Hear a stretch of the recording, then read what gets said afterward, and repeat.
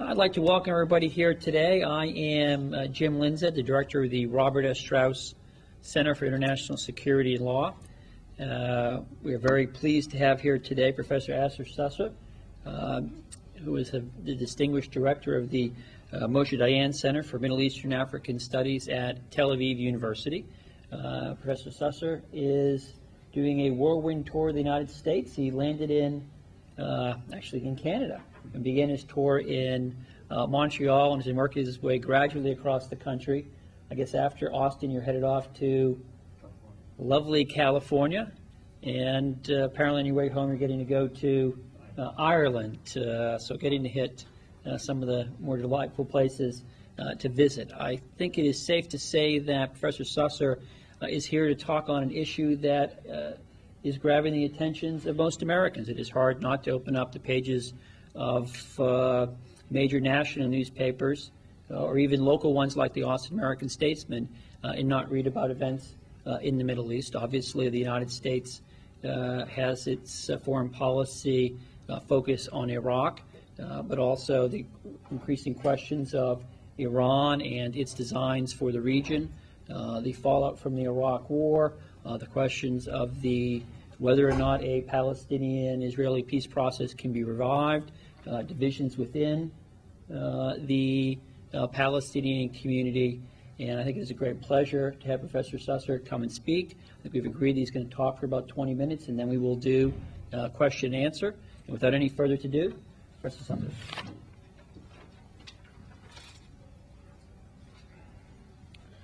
Well, thank you very much, and I'm very pleased to be here at this very distinguished institution and very distinguished university, which has a worldwide reputation and a great reputation in Israel, I can tell you, for the scholarship that is done here in a variety of different fields.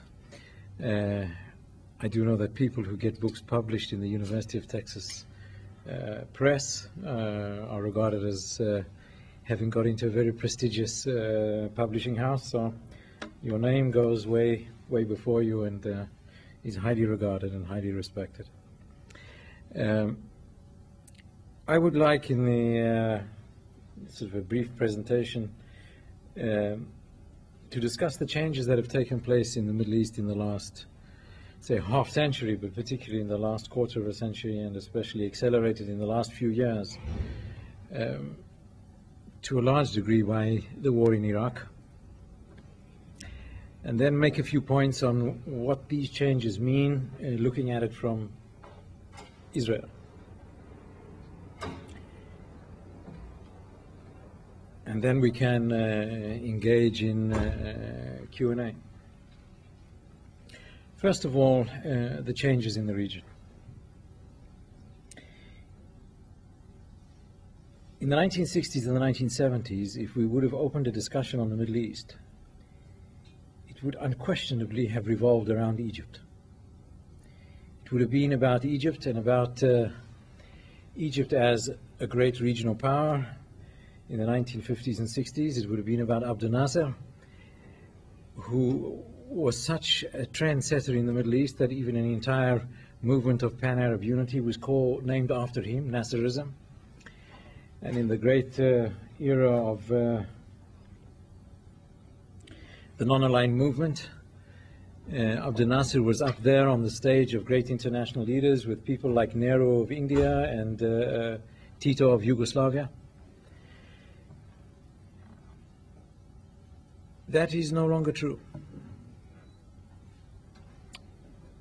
And if we look at the erstwhile hegemonic Arab powers in the region, none of them is where they used to be in terms of their regional clout. The Arab states, generally speaking, are less influential than they used to be. Today, if you talk about the Middle East, you wouldn't even begin without talking about Iran, which, as you know, is not an Arab state. This is the most dramatic change in the Middle East in the last half century. The gradually reduced power of the Arab states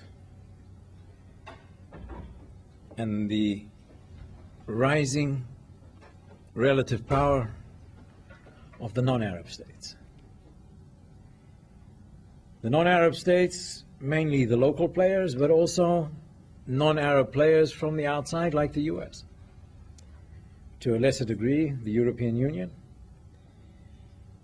But the three major regional players, Iran, Turkey, and Israel, none of which is an Arab state. The war in the summer in 2006 in Lebanon was, in the eyes of many, another Arab-Israeli war. It wasn't. This was really the first, and I hope the last, regional clash between two new regional hegemons, Israel and Iran. The war in Lebanon was really a clash between Israel and Iran. Hezbollah was the proxy player and Lebanon was the proxy territory. But everybody in the region, I think, understood that this was an Israeli-Iranian clash. And as a result, some key Arab states, some not too long ago mortal enemies of Israel, actually rooted for Israel in this confrontation. Egypt, Jordan, Saudi Arabia would have wanted Israel to win in the war of Lebanon a lot more decisively than it did, to push Iran back. When you see the demonstrations in Beirut and Hezbollah challenging the government of Fuad Senora in Beirut today, it's not about Lebanon. Not only about Lebanon. This is about restructuring of the regional order.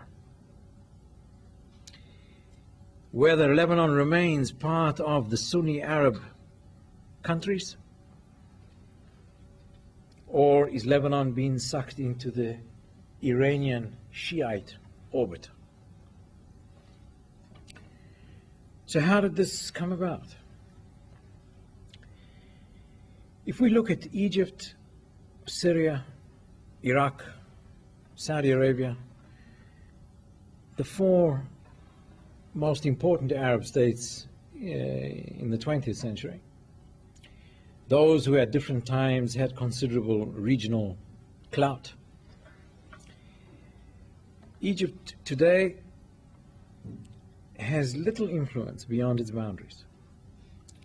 Egypt cannot deliver the Palestinians, for example. Small organizations like Fatah or Hamas defy the Egyptians in Cairo.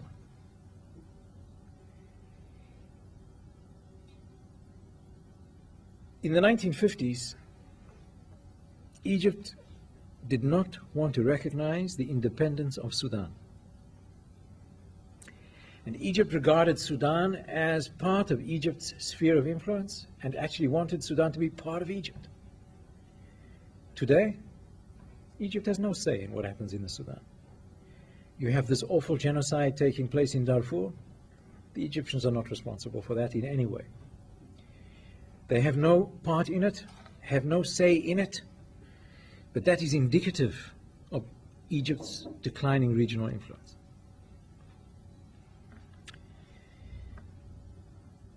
Syria is but a shadow of its former self.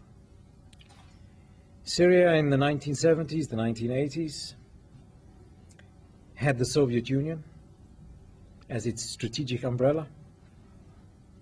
It had a very capable leadership, Hafiz Assad, who solidified the control of the Ba'ath in Syria, was a very respected regional leader, and converted Syria into a regional power of sorts in the Arab East. The Syrians controlled Lebanon, and they were a major regional player. Under Bashar, this is much less so. Bashar is seen as far less capable than his father. The Soviet Union is gone. Syria has been kicked out of Lebanon. Syria is completely surrounded by the United States and its allies. All Syria's neighbors are friends of the US. Turkey, Israel, Jordan, not to mention Iraq. Syria now has 150,000 American troops next door. Very, very constraining on what it is that Syria can or cannot do. That's how Syria was expelled from Lebanon. The Syrians could not possibly retaliate with 150,000 American soldiers next door. Syria has never been as strategically isolated as it is today at any time since its independence. Therefore, the heavy reliance of Syria on Iran. That is Syria's strategic hinterland. Iraq used to be a great regional power, competing and contending for regional influence with Abdel Nasser's Egypt. Well, today we're not even sure if Iraq will still be there as Iraq in the near future. The integrity of the Iraqi state may not be maintained. This has potentially disastrous effects on the region. The disintegration of Iraq, I would argue, is a regional disaster.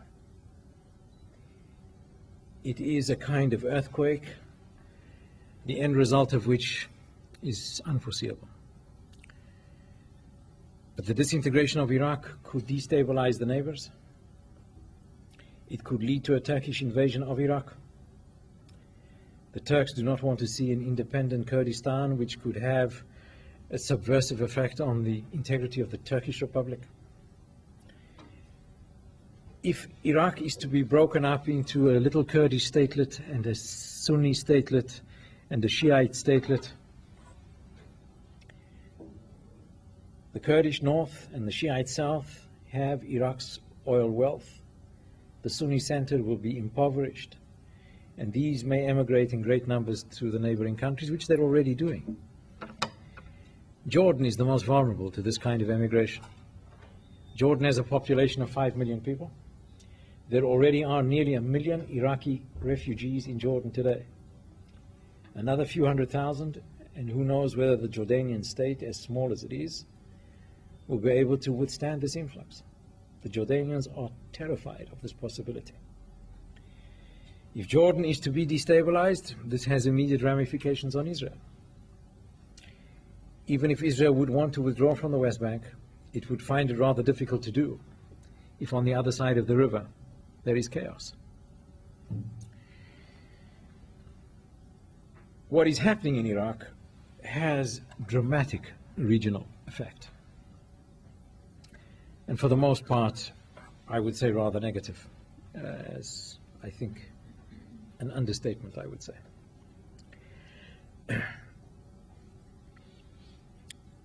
Saudi Arabia, in the minds of many, a very wealthy country, is not as wealthy as it used to be.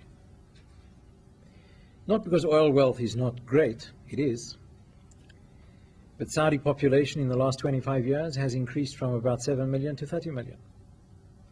Saudi GDP per capita, therefore, is in constant decline. Israel is not a terribly wealthy country, but if you take GDP per capita as your yardstick, Israel is twice as wealthy as Saudi Arabia. Israel's GDP per capita is about $20,000. Saudi is around about 11 or 12, depending on the oil price.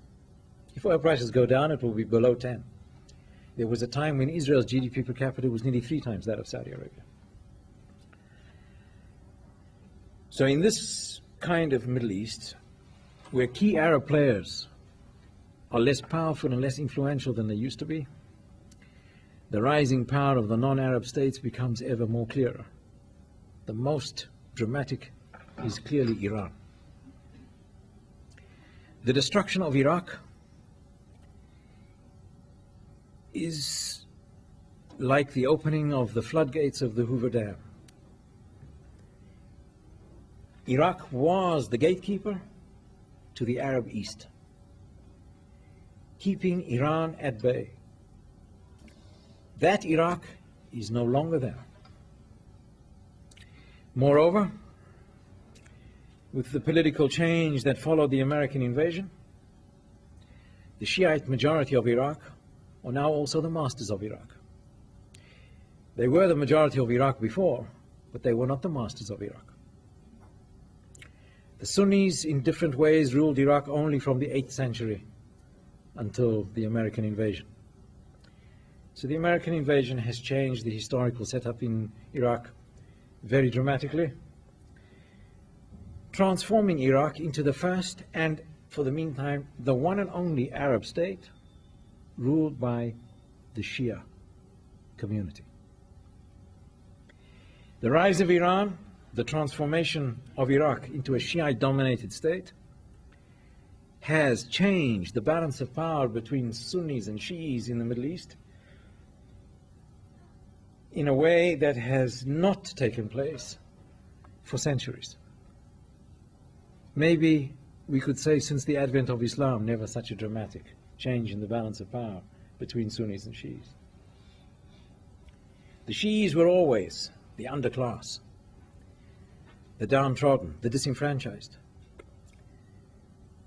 in the Arab world. That is no longer true, certainly not in Iraq, and in Lebanon, Hezbollah wishes to change that equation as well. And thus, you have what King Abdullah of Jordan called some years ago this Shiite crescent of influence from Iran via Iraq through Syria all the way to Lebanon. So you have the reduced influence of some key Arab players, the rising influence of non-Arab states, particularly Iran, the changing balance of power between Sunni and Shia. And one should also mention, with the weakening of the Arab state system, the increasing power and influence of the non-state actors, the bin Ladens of this world, Hamas, Hezbollah. The weaker the state system is, the stronger and the freer to impact on the region on the non-state actors. This is creating a pervasive sense across the region of anxiety in the face of potential chaos and instability. So what do these changes mean for Israel? And how does Israel see the region from its vantage point? First of all, it means that the challenges that Israel faces are today very different to those that it used to face. Israel was always very anxious lest it face the amassed conventional military power of its Arab neighbors that would invade Israel and physically destroy it. That was Israel's great fear. This is no longer Israel's great fear. The possibility of such a conventional attack is rather remote. Egypt has made its peace with Israel. Jordan has made its peace with Israel. Iraq has been bowled out of the game. And Syria is not as powerful as it used to be. But the challenges that Israel faces these days are a variety of unconventional or non-conventional challenges, not the old conventional threat. First of all, what people who deal with military affairs call low-intensity warfare or subconventional warfare, terrorism, the rocketry from Gaza or from Iraq, from Lebanon, guerrilla warfare, that kind of warfare which is very difficult for regular armies to fight, so difficult to bring to a conclusive decision. Nothing reminiscent of the great Israeli victory in 1967, the Six-Day War. This is not over in 6 days, not in 6 years. And this weighs very heavily on the psyche of the Israelis and the Arabs involved in this kind of endless, indecisive confrontation that just goes on. Secondly, the non-conventional, the nuclear issue, Iran and the nuclear threat. What exactly can be done about that is not very clear either. no simple solutions there, too. I've been talking to people today about some differences, perhaps between Israelis and Americans. Israelis, maybe because they are where they are and who they are, have a rather pessimistic view about life and see big problems that one has to just live with. No great belief in solving problems. America is a problem-solving society, and therefore you look for solutions which appear to be at hand. Iraq, I think, is a good example, where an analysis is made, the solution is drafted, and out go the guys to execute it. But then it works like Israelis would expect it to work, which means that it doesn't.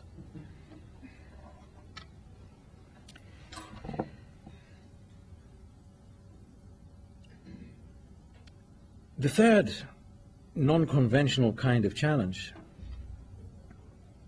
is regional chaos. What do you do with regional chaos? I mentioned the possibility of the disintegration of Iraq. There could be a civil war in Lebanon. There could be a civil war in the Palestinian territories. What does one do with regional chaos? That's just a big question mark hovering out there. There are no immediate solutions for that either. And then there is the constant Palestinian question, which Israel cannot avoid, and which it has to deal with,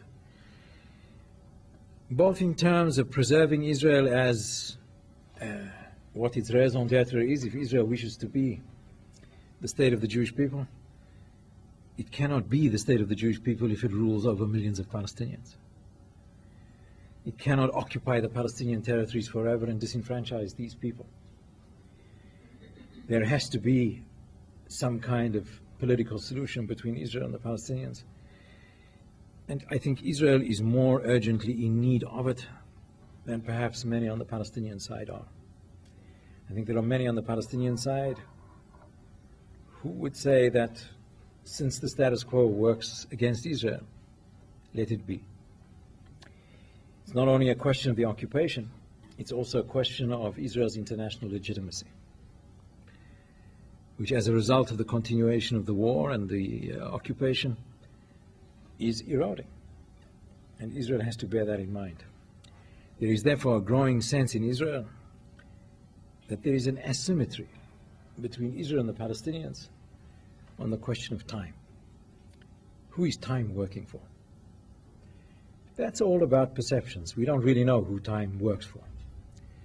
Maybe God Almighty knows on whose side time is. But I think there are very clear perceptions in Israel on the one hand that time is working against Israel, and on the Palestinian side that time is working for them.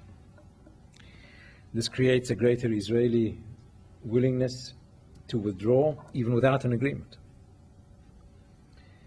And on the Palestinian side, a lesser sense of urgency. What is it that Israel should do about this? Looking at the regional picture, I think Israel's fundamental interest is to be served by the preservation, the prolongation, the stabilization of the state order. The weakening of the state order, the potential threat of chaos, is a nightmarish kind of prediction. Therefore, Israel would, I would think, prefer the integrity of the state of Iraq rather than its dissolution, the stability of the state of Jordan rather than its destabilization, the stability of Lebanon rather than its undoing. But that also means the stateness and state-like nature of the Palestinian Authority.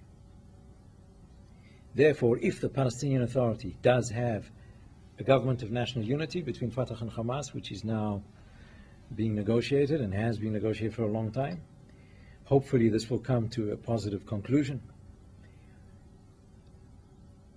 Instinctively, people may think that if the Palestinians are at war with each other, that's good for the Israelis. It isn't. What it means is that on the other side of the divide, there is a chaotic society which cannot keep the ceasefire with Israel, which cannot maintain order in the relationship between Israel and the Palestinians, and is therefore fundamentally detrimental to the Israeli self-interest. So if there is to be a government of national unity, then I would argue that Israel should deal with it, no matter who comprises that government, so as to bring about the stateness and the state-like nature of our Palestinian neighbors, which would be conducive to regional stability more than otherwise. And I will end my comments there and gladly take your questions and comments as they may be. Please. Asher, thank you very much. Usually my job as a moderator, I'm not supposed to regret when somebody stops their opening comments. Those were terrific comments. They managed to be both illuminating and provocative.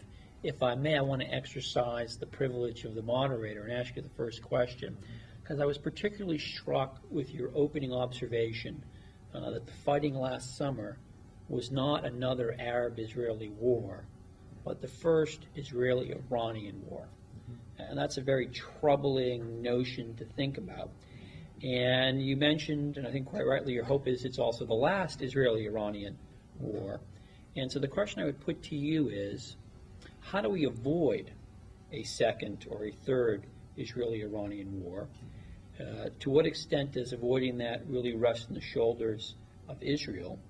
To what extent does the United States have a role to play?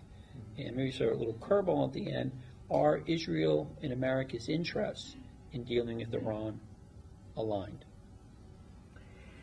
It's a really very good but also hefty question. First of all, I think fundamentally in the region, Israeli and American interests are aligned, but not always so.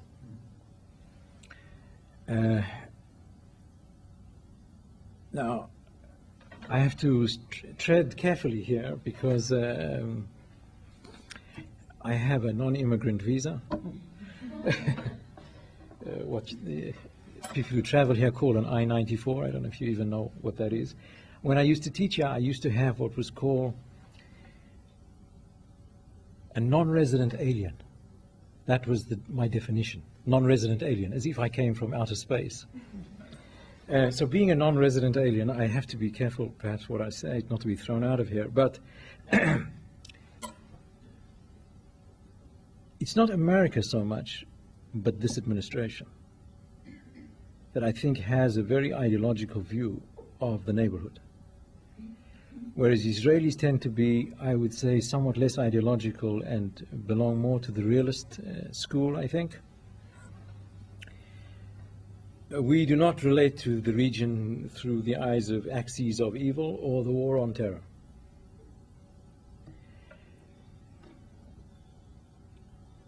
I would say that the role of the U.S. in reference to Iran, and it's a U.S. role more than it is an Israeli role, is to engage with Iran before resorting to any kind of force.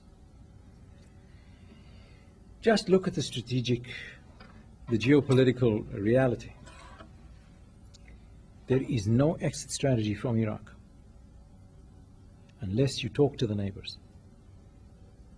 And there are two great neighbors of Iraq, Turkey and Iran. One day you will leave Iraq, sooner rather than later. The Turks and the Iranians are going nowhere. They will be the neighbors of Iraq forever. They are massive countries, have populations of over 70 million people. They are the largest and most powerful countries in the Middle East. The Turks are your friends, although you tend to ignore them and treat them as if they were a rental agency, a country for hire, which they are not. But the Turks are your friends, so it's easy to talk to them. But the US should also engage Iran. Not in order to surrender to Iran, but to engage in what I call a robust engagement, to recognize the regime of Iran. They have been in power for nearly 30 years. I think they crave for US recognition. And the deal should be on the basis of the US extending recognition to the Iranian government, but at the same time drawing a very thick red line of what the US and its allies, Turkey and the Arab states and Israel, would find agreeable in terms of Iranian regional influence.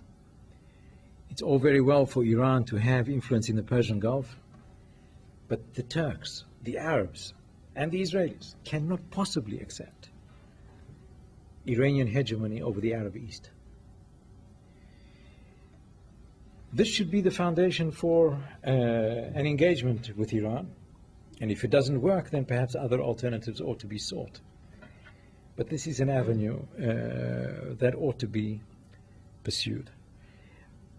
I'm not sure whether we differ on this issue. I don't think Israelis and Americans have really spoken about this enough.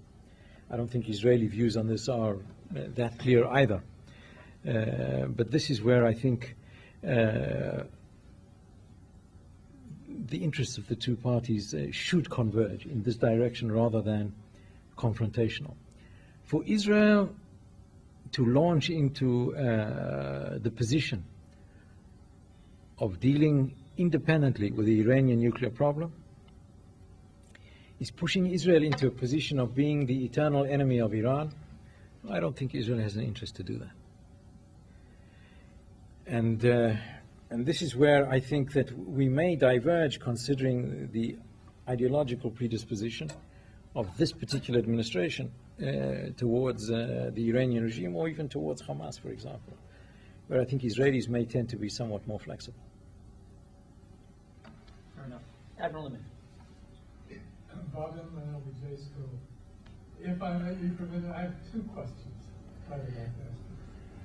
First one has to do with Syria's long history of sort of being for sale.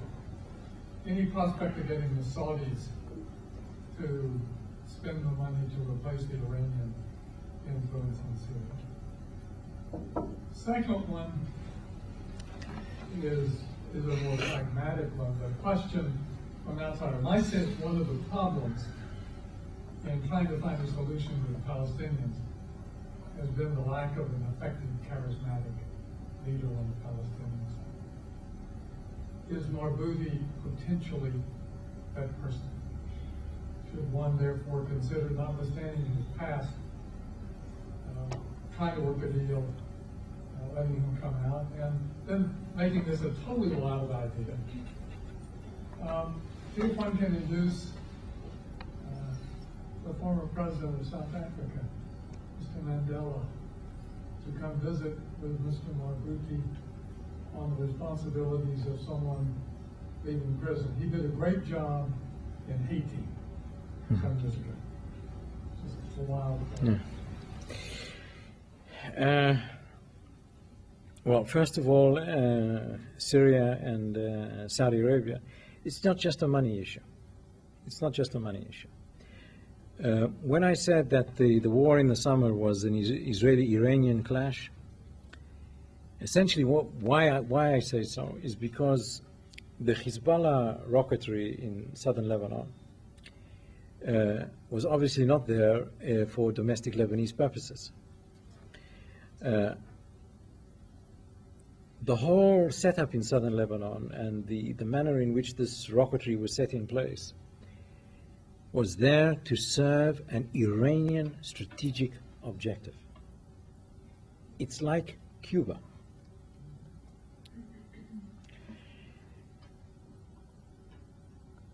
The intention being to deter Israel or the US from attacking Iran, the threat being that if you do, we will destroy northern Israel. The war showed that the rocketry was not as effective as they probably hoped it to be, so they have some thinking to do about their strategy. This is something the Saudis cannot replicate. The Saudis don't have the intention, the power, the capability to replicate. Therefore, Saudi Arabia cannot be, in the Syrian mind, a strategic alternative to Iran. The Saudis can offer some money, the Iranians can offer the same money. But the Iranians can offer many things that the Saudis have no intention and no capability to offer. And therefore, they are not a substitute. The second point was whether Marwan Barghouti should be released from prison. That is being discussed in Israel now pretty seriously. This was brought up by a cabinet minister, not by someone, let's say, from out left field opposition, but by a cabinet minister. A cabinet minister who just happens to be a former very senior official in the Israeli domestic security apparatus. So a person who knows a lot about the war against terrorism, and about Marwan Barghouti personally, I would imagine, quite a lot too. I think in Israel that is a very distinct possibility, that Barghouti would be released. I don't think it will happen very soon, and I think this government is too weak to do anything much, and it would need a new government in Israel for this to happen. But it's on the table. It is not. It's not out of bounds in terms of the domestic debate, and I would imagine that this could very well happen in the future. Also because there is a steady loss of faith in what Mahmoud Abbas can really deliver. And Mahmoud Abbas is a very fine gentleman. But that's not what we need on the Palestinian side. We don't need a very fine gentleman. Marwan Barghouti comes from the ranks of the people who have fought Israel, enjoys a great deal of popular prestige as a result, but has also had contact with Israelis. And therefore may be able to have enough of a knowledge of Israel. He speaks Hebrew.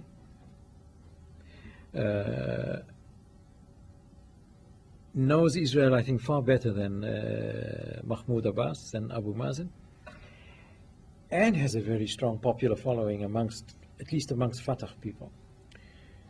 So it may be a favorable thing to do in the future to create a more equitable balance between Fatah and Hamas in any future Palestinian government, and something worth considering and not to be dismissed out of hand by any means.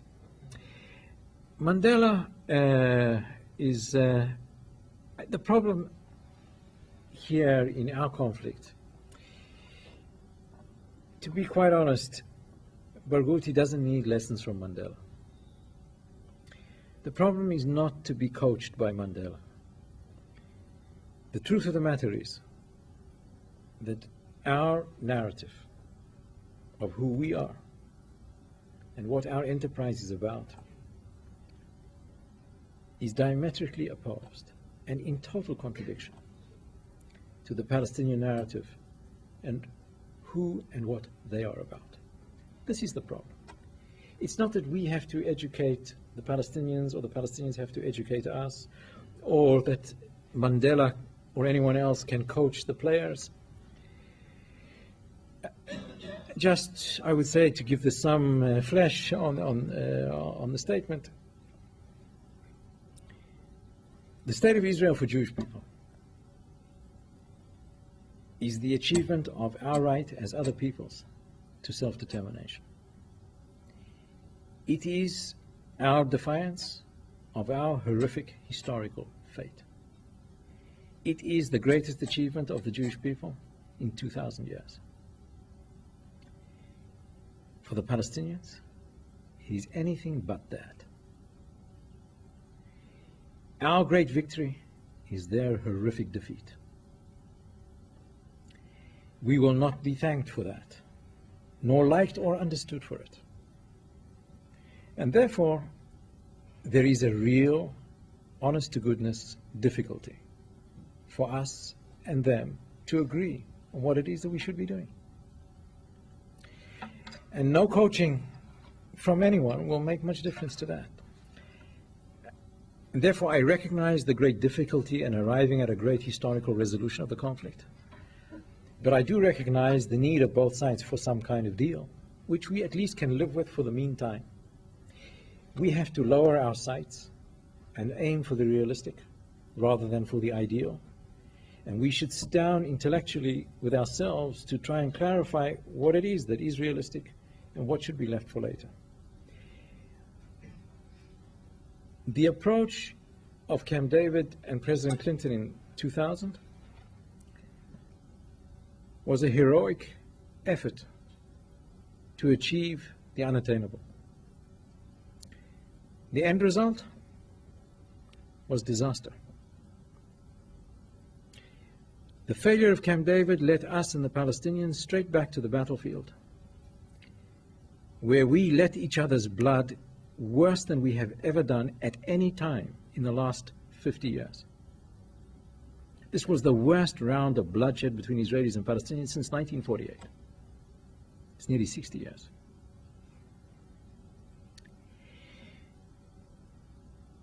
And why so?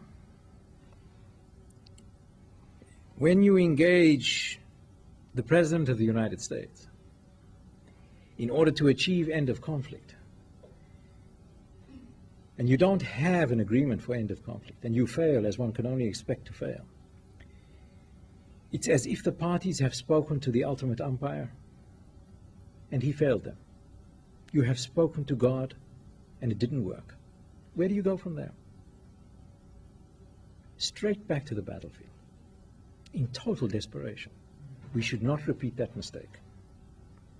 And therefore we have to make this clear distinction between what is attainable and what is not, and leave what is not for later. I would be perfectly happy if there were a government of national unity on the Palestinian side and we agreed on a ceasefire that both sides kept. That would be progress. Then we can exchange prisoners. Then maybe we can open the borders and have some economic interaction that would make lives of Palestinians a lot better. And then maybe we will sit down and negotiate something more solid. But if we aim for the grand ideal solution, we won't even achieve a stable ceasefire. Can we follow Admiral Inman's lead and identify ourselves and our affiliation? I greatly appreciate it. Quick question. Yes, sir. Hi, my name is Moshe Dayan Center. I'm a second year at Brandeis University. Thank you for speaking to us first. And secondly, I was wondering, like, given how you define Israel as a Jewish state, I was wondering what the situation is with the Palestinians of Israelis who are of Arab descent, 20% of the population. What happens to them?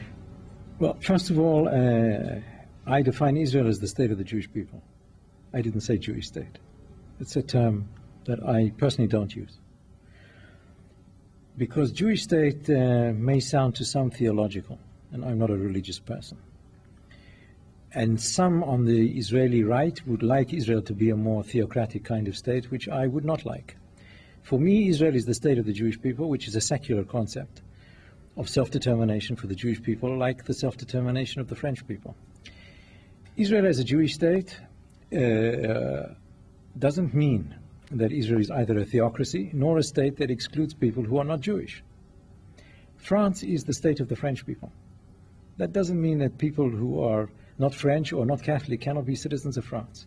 I wouldn't expect the French to change their flag, or, for example, if the Jewish community in England, for example, or the Muslim community in England, were to say that, you know, the cross of St. George in the English flag, really, we do not appreciate. And we think that the English should have another flag, because this cross we find offensive. I don't think the English have to abolish the majority's rights for the sake of the minority. The majority must respect the minority. But the majority should not be called upon to abandon its own national identity for the sake of minority rights. That is taking minority rights ad absurdum. And therefore, in Israel as the state of the Jewish people, that minority of the population, somewhere around 20% of the population, should enjoy full rights of citizenship, as the Palestinians in Israel do. There are various forms of discrimination in Israel which are very regrettable, as there are forms of discrimination in other countries too. I would not defend that, and I think that is a real blemish on Israel's character.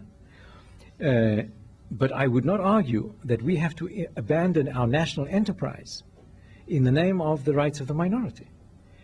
Who else on earth is required to do so except us? anyone who would argue that the Jewish people do not have the right to self-determination as all other peoples do, I think is singling out the Jews for unfair treatment. And I would complain of that kind of treatment. We, the Jewish people, have the right to self-determination like the Greeks and the Italians and the French and the Danes. And we have a right to define our country, where we are the decisive majority, as we, the decisive majority, see fit. The minority, however, should be respected, I would say even recognized as a national minority, with all the rights that go with that, in accordance with the European Union's Constitution on Minority Rights. But for the minority of Palestinians in Israel to require of the Jews in Israel to abandon their national identity, to give up their struggle for national self-determination in the name of minority rights, I think is preposterous. And I would not accept it. I think I represent that part of Israel which is not very nationalistic. I'm not a great territorialist. I would withdraw from all of the West Bank and Gaza and Arab Jerusalem tomorrow morning. I definitely do believe in the right of the Palestinians to self-determination, but where we are expected to give up our right to self-determination is where I draw the line. That is unfair to demand of us. We have fought for this against all odds for 120 years, and we will not surrender on that issue. Territory, plenty of it. Palestinian rights, sure, but not at the expense of the very hard-won achievement of our national movement. I don't think we should be asked to do that. All the way in the back, sir. My name is Rick Olberg, and I'm a graduate of the program of studies. As Iranian influence increases in years to come, do you think that might have some effect on the internal stability of the government in Iran? In Iran? Yes. Well, I think that the government in Iran faces a lot of domestic disaffection. This is not a very popular regime. And you cannot browbeat the Iranians with horrific stories about the Shah. 70% of the Iranian people were born after the Shah. And it's totally irrelevant as far as they're concerned. But there is a natural, I would say, coalescence of the great majority of Iranians around this government on issues that they see as issues of national security, even if they detest the government as such. And I know people inside Iran and out who hate this government and would like to see the end of it, but support them on one thing: issues of national security and the nuclear issue. And I'm not sure whether browbeating Iran is not prolonging the life of a regime that many people would like to see altered. So I think even on that, there may be some room for different thinking. But this is not a popular regime. One of the scholars in my institute completed a study on Iran recently, talking about the younger generation in Iran. This was a study that we did on generational change.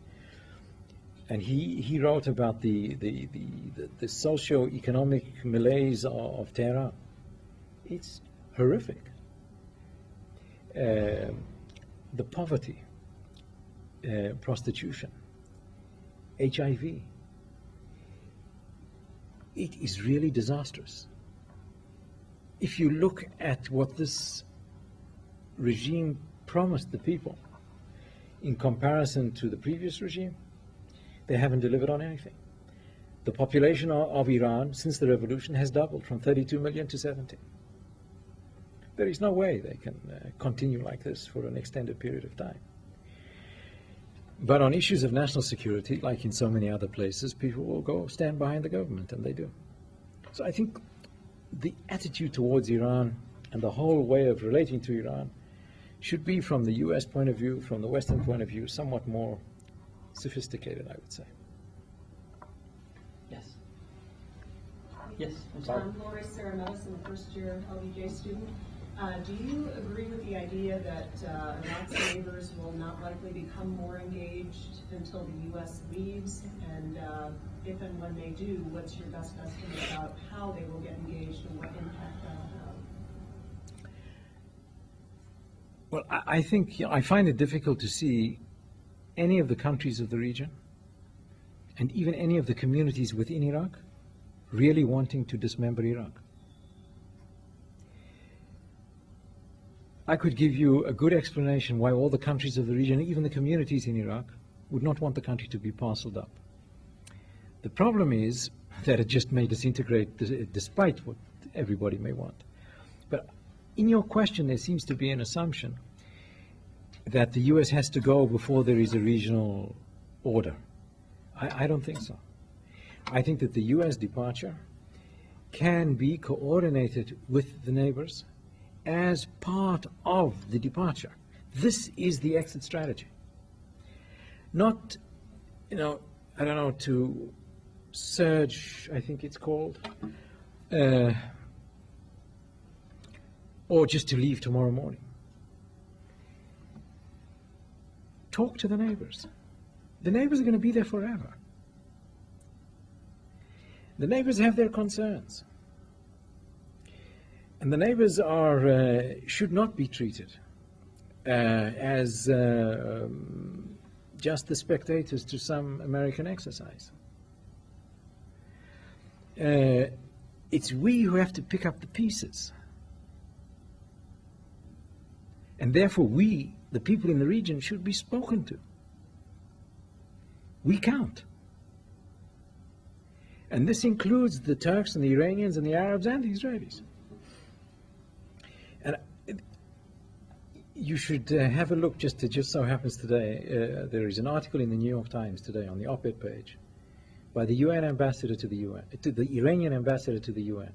Read it. He is saying there, let's talk about this regional order. He is essentially, through the New York Times, appealing to your government to do just that. At least give it a chance. It may not work. It may fail. But I wouldn't exclude the possibility simply because someone pronounced that Iran is part of the axis of evil. Leave the ideological baggage behind and let's talk business, and if it works, it works. If it doesn't, then resort to other means. But I honestly believe that this is the exit strategy.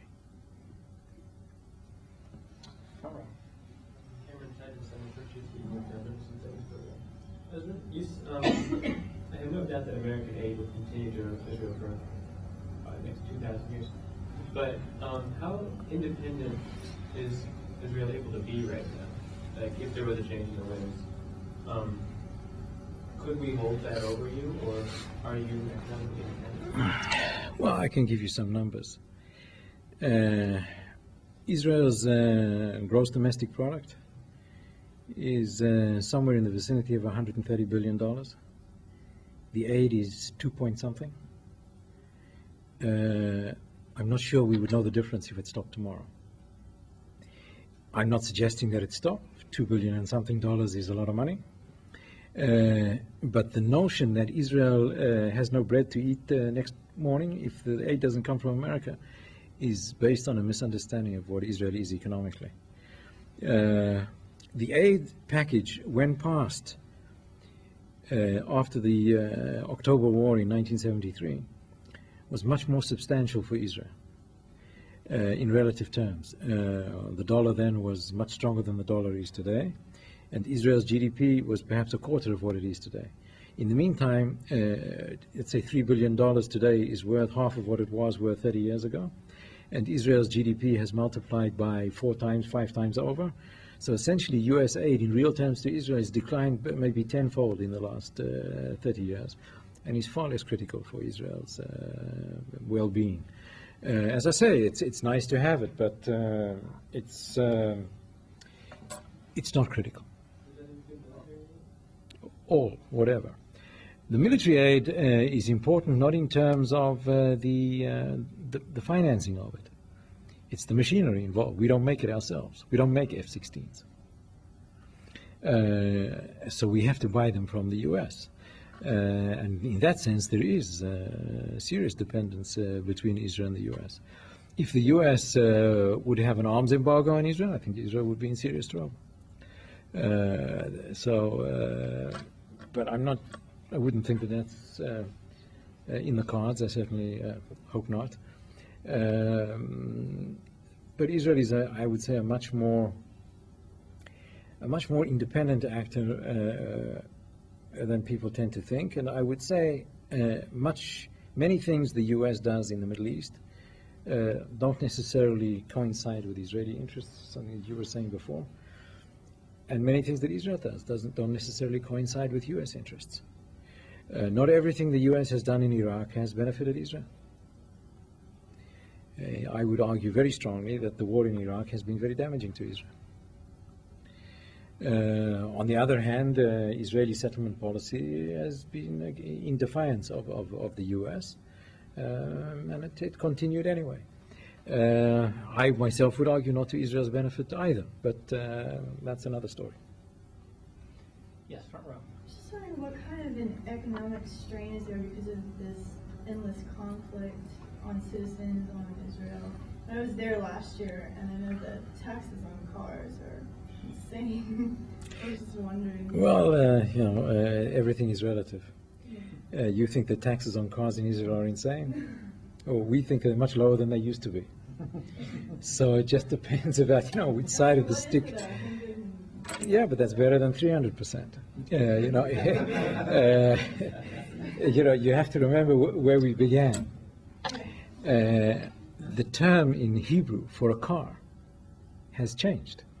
We don't even use the same word anymore. A car in Israel was such a rare commodity in the 1950s and the 1960s that it used to be called a private car, as opposed to a taxi or a bus. And the word private appeared in the word for vehicle. And that word private now has dropped because every Tom, Dick, and Harry has one or maybe two. So even the terminology has changed because cars are so much more accessible. What you have to recognize, the world out there beyond the U.S. is very, very different to what you are accustomed. And it's not just Israel. Ask the Danes how much tax they pay on their cars. The Danes pay much more than we do. The Danes, the Swedes, the Scandinavians who have a very strong welfare state pay much higher taxes than we do. Your situation, where you pay very low taxes and you have gas for free, is, and you can drive these tanks, that is extraordinary. Most people on earth don't do that. I understand that. I was just, trying to relate it to, do you feel like it's a part, maybe a consequence of the conflict, or is that just more? I think the conflict wears less heavily on Israelis than it used to.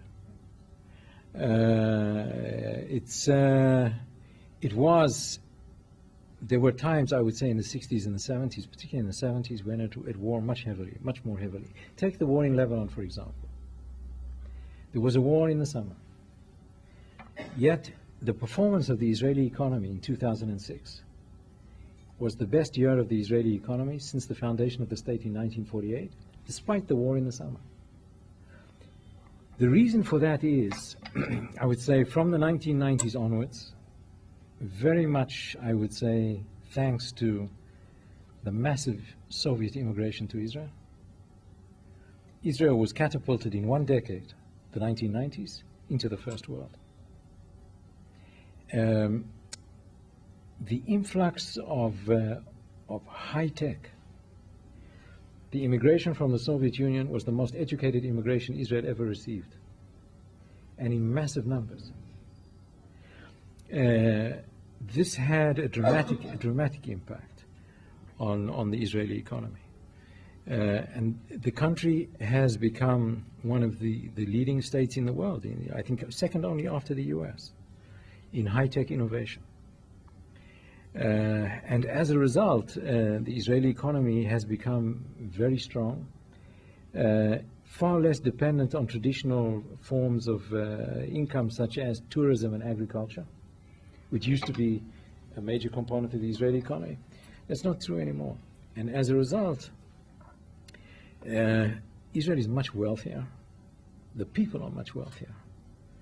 And the war weighs less heavily. Also because the war that is being fought is, on the one hand, this low-intensity warfare, which is very difficult to win, as I was saying before, but it's not so expensive. It's not as expensive as moving, thousands of tanks from one part of Israel to the other, or the enormous use of air power.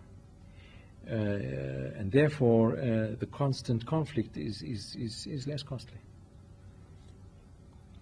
Yes, in the back. My name is Colleen. I actually work at the Capitol, and I just have the honor of joining you guys tonight. We're happy to have you, Paul. Thank you. I appreciate that. You spent quite a bit of time at the beginning talking about kind of the ascension of Iran as the regional power, and also kind of at the expense of Arab states. Mm-hmm. And also, you talked a lot about the importance of proximity and kind of the whole neighborhood concept. I was just wondering if you think there's, what potential you think there is for greater interaction between the U.S. and Arab states and Israel, all kind of, and possibly Turkey as well, all working together to kind of, to put it in maybe probably very oversimplified, stare down Iran in terms of their nuclear ambitions. Well, first of all, I think that is already happening. If you look at a scholar from UCLA who has since passed away many years ago, Malcolm Kerr, wrote a great little book, but a great book, which he called The Arab Cold War. And this was about inter-Arab relations in the 50s and the 60s, the heyday of Abdel Nasser. In the 1940s, the Arab world was divided between different dynastic regimes. And different dynasties competed with other dynasties. None of them had anything to do with Israel. Israel was out of the equation. Then it was the progressives, self-styled progressives, pro-Soviet regimes, who fought against the reactionary pro-American monarchies, and they fought against each other. Both of them fought against Israel. With the weakening of the state order, international politics in the Middle East have become more religious. It's now Sunnis against Shiis, not progressives and reactionaries, not dynasties against each other, but Sunnis against Shiis, like in domestic politics. And the Sunni Arab states are now aligned with Israel for the first time ever in one kind of regional alliance. It's not above board, but it's there. Egypt, Jordan, Saudi Arabia, and the small Gulf states, together with Israel, against Iran. The problem with this alliance is that it's not symmetrical with Iran. Iran is, I would say, more self-assured, on paper more powerful, certainly more determined, and their allies, some of the non-state actors, and Hezbollah in Lebanon, show a lot more grit and conviction than does the counter-alliance. But the Saudis and the Egyptians and the Jordanians are weaker, less self-assured, I would say considerably more anxious. And therefore a lot rests on the shoulders of the Israelis, whose shoulders are maybe not wide enough to carry the burden. The alliance is therefore not of I would say, full equality to the Iranian Shiite camp. Had Israel's war in the summer in Lebanon been more successful than it was, then things may have looked different. But Iran and Hezbollah have come out of that war with a sense of achievement, maybe not as much as they would have liked, but a sense of achievement. And you see in the Arab world things that some years ago would have been absolutely unthinkable. Because the Shia seem to be on the rise, which is completely contrary to what the historical record has been until now, where the Shiis were always the underclass. Sunnis in some countries are converting to Shia. That is unheard of. And there is a term, in Arabic they say, tashayu, which means to become a Shiite. And this is happening in Jordan. It's happening in Syria. In Syria, maybe this is because of Iranian money and encouragement. In Jordan, the government, I am sure, is distressed by this. It's only a few hundred people here and there. It's not great numbers. But symbolically, this is indicative of a dramatic change. But it's also indicative of the inherent weakness of the Sunni-Arab alliance, which is Hosni Mubarak, the president of Egypt, a few months ago, said that he fears that the Shi'i Arabs in the Arab countries are more loyal to Iran than they are to the countries of which they are citizens. Now, I'm not at all sure whether what he said is correct factually. But the very fact that he said it is so indicative of this sense of fear that the Shi'is in the Arab world are the potential fifth column subversive agents of Iran, which they may not be at all. But the very fact that President Mubarak of Egypt publicly could get up and say such a thing, I think is indicative of great fear of Iran. And the Arabs are more fearful of Iran than Iran is fearful of the Arabs. That, I think, is very true. Since you're an accomplished scholar, Asher, and since you're at an educational institution, and since the Middle East is a topic that many Americans see in the newspapers and on TV, but may not necessarily totally grasp, let me ask you a question. Off the top of your head, if you could sort of single out 2 or 3 books, maybe even articles for people to read, they want to get some better understanding of the region, what would you recommend? 3 things, say 2 or 3.